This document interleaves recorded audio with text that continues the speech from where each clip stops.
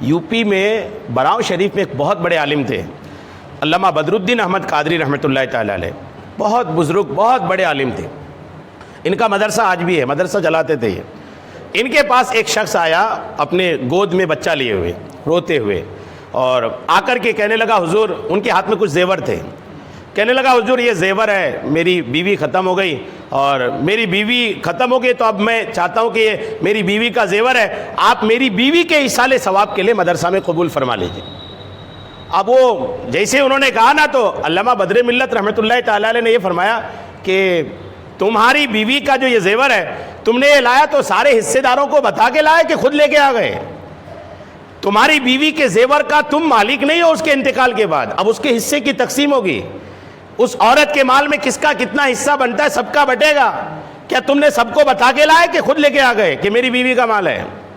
تو انہوں نے کہا حضور میں نے تو کسی کو نہیں بتایا، میں تو سمجھتا تھا میری بیوی کے زیور ہے۔ تو بولے تیری بیوی کے زیور تھے، وہ جب تک تیری بیوی تھی تب تک تیری بیوی کے تھے، اب تیری بیوی کے انتقال کے بعد اب ان کے جتنے رشتہ دار حصے دار ہیں سب کو وہ زیور تقسیم ہوگا۔ تمہارا حق ہے، اس کے بچے کا حق ہے، اس کے ماں باپ ہے تو اس کا بھی حق ہے، عورت کے زیور میں اس کے ماں باپ کا بھی حق ہوتا ہے۔ تو وہ سب سے پوچھا تم نے؟ بولے نہیں پوچھا حضور۔ بولے جاؤ سب سے اجازت لے کے آؤ۔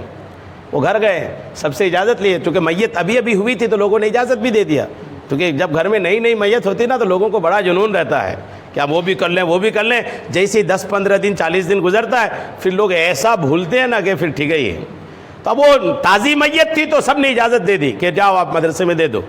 واپس آئے وہ مدرسہ دینے کے لیے، جب واپس آئے نا تو وہ بچہ گود میں تھا ہی، تو علامہ نے پوچھا، حضرت نے پوچھا کہ یہ جو آپ کے گود میں بچہ ہے یہ کس کا ہے؟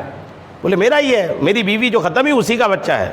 تو آپ نے فرمایا تو پھر تو اس زیور میں اس کا بھی حق ہے، اس بچے کا بھی حق ہے۔ تو وہ جو لائے تھے نا وہ کہنے لگے حضور میں باپ ہوں اس بچے کا، میں اجازت دیتا ہوں کہ آپ رکھ لو۔ تو آپ نے فرمایا یہ بچہ نابالغ ہے، نابالغ کے حق میں آپ کو تصرف کرنے کا حق نہیں ہے، یعنی نابالغ کے معاملے میں باپ کو بھی حق نہیں ہے کہ اس کے معاملے میں وہ اپنا پاور دکھائے کہ میرا بچہ ہے میں اس کا حصہ مدرسے میں دیتا ہوں۔ جی نہیں، آپ کو اجازت نہیں ہے، کہ آپ نہ ہی اجازت ہے نہ ہی آپ کو حق ہے اس بات کا کہ آپ اپنے نابالغ بچے کا حصہ مدرسے میں دے دیں۔ تو انہوں نے کہا حضور کیا کیا جائے؟ بولے اس میں سے میں تقسیم کرتا ہوں، اس بچے کا کتنا بنتا ہے وہ الگ کر کے رکھ لو اس بچے کے لیے، باقی جو بچتا ہے وہ مدرسے میں دے دو۔ غور کیجیے، یہ احتیاط ہے، یہ بے احتیاطی ہے لوگوں میں۔ آج کل ڈونیشن کا معاملہ ایسا کہ آنے دو چاہے جیسا بھی ہو، لیکن پہلے کے بزرگ ایسے نہیں تھے۔ ڈونیشن دے رہے ہیں ٹھیک ہے، لیکن ڈونیشن بھی صحیح ہو، شریعت کے خلاف نہ ہو۔ یعنی انہوں نے ایک بار واپس بھیجا اپنے گھر والوں کے پاس، ان سے اجازت لو، اور پھر دوبارہ انہوں نے اس بچے کا حق الگ کر کے رکھا، اس کے بعد جو بچا حصہ تھا نا وہ مدرسے میں آپ نے قبول فرمایا۔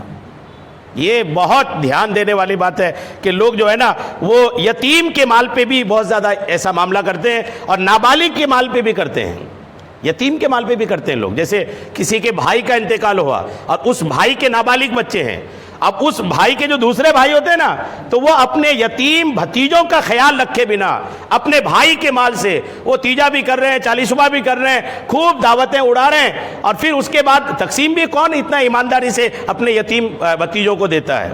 وہاں بھی بہت ہڑپتے ہیں لوگ، لیکن یہ ہڑپنے والے قیامت کے دن جو ہے نا بہت خون کے آنسو روئیں گے۔